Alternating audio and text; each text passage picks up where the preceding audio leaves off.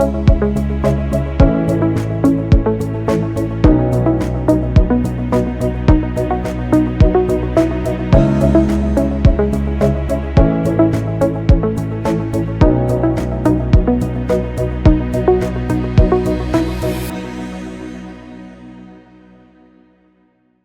everyone. I'm Brooks with AgriSompo. Welcome to this special edition as we focus on crop insurance and mental health. Today, I'm joined with Congressman Eric Sorensen from Illinois. Congressman, welcome to this special edition. Thanks for having me on, Brooks. You know, Congressman, I know as a meteorologist, you lend support to crop insurance for those traditional reasons like the uncontrollable weather. But in my time in Washington, D.C., you were the first member of Congress that stood up and say, I stand for crop insurance because of the mental health attributes that it brings. What garnered that support or that opinion? You know, it goes back to, in my previous life, I grew up in Rockford, Illinois. All I wanted to be was the meteorologist on TV. And through hard work and determination, I got to be the person that didn't get the weather right every time. But I was there for the people every time. And so when I graduated from Northern Illinois University in 1999, there was no part of the curriculum that talked about, extreme weather and climatology. And so as I had to put myself back into the books, I had to go back to understanding it. And then when I started talking with farmers in Northern Illinois, all the way back, 20 years ago now, I was hearing from farmers who were saying, yeah, we're experiencing this already.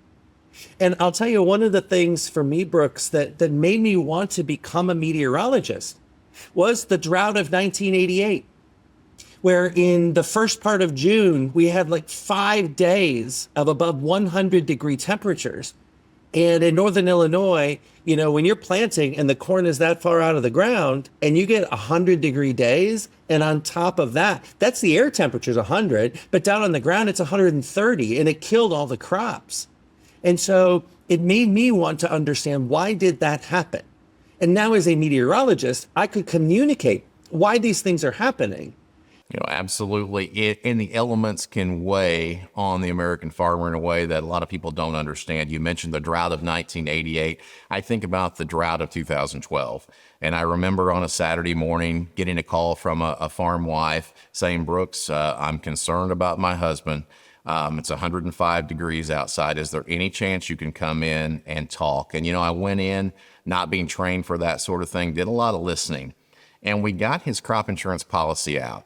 And while they knew that policy A to Z, they didn't have a big claim history. They hadn't relied on crop insurance revenue for support. And as I walked them through that crop insurance policy, I saw a relief, a peace of mind on their faces that was very gratifying. Whenever I left that day, I thought, I support something that has brought benefits in a really challenging time. Yes. I know you've seen instances like this as well. Yeah, so here's the thing is the crop insurance is so essential because it has to be there as your fail-safe if Mother Nature is going to give you a bad season. And take it from a weather forecaster. It's too hard for us to be able to forecast what your season is going to be like. And when I got to Congress and I'm talking with our producers in Western Illinois, they're saying, Eric, help us champion crop insurance because this is what keeps our livelihood going.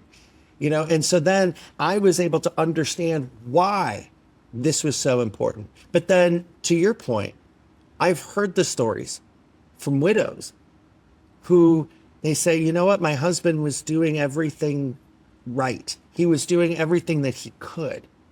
But we have to have the empathy to say, I'm going to help farmers because they can't quit their career.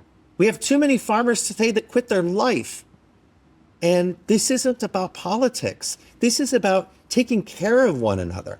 It's about finding solutions, even when it's really, really tough. I think that's a really good point. You talk about the kids and grandkids, generations before, and how important that empathy is. A lot of people don't recognize that even in a family unit, how dependent we are on crop insurance. But when we look at rural America in general, and we think about, how many dollars go through the farm into our local communities. I think about it, not only the direct suppliers like seed, chemical, fertilizer, but the indirect businesses. You know, you've got your mom and pops downtown, you've got your grocery store, you've got your auto parts store. I was even in the tractor the other night listening to a high school baseball game, and I couldn't believe how many ag-based companies were advertisers on there. So it even trickles down even to the school system and the students in our community. Right. You know, you bring a unique perspective because in your district, it's one of the larger ag districts there. How dependent is your district on crop insurance?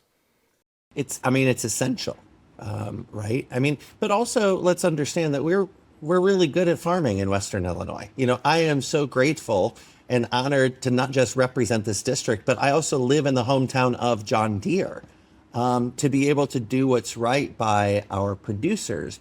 But, you know, you brought up a really great point. If you go to any small community in Western Illinois and you are out there on a Friday night football game and you look up on that scoreboard, there are seed companies, there's crop insurance companies, there's your local bank that have put up the advertising. But when you see that advertising up on the scoreboard at the high school, they're also supporting the livelihood that we have. You do bring a unique perspective to that ag committee with your roots in meteorology, representing a heavy agriculture district. What ideas might you have about modernizing crop insurance, making it a little bit more efficient to take some of these stressors off the American farmer? So I think reference pricing, we have to look at that. We're really good at what we do with row crops, but our premiums keep going up. We need to make sure that we keep premiums lower. But then it's also for small farmers, for specialty crops, that they can also buy into crop insurance as well. Look, it shouldn't be just that you have the family tree that determines your ability to be a farmer.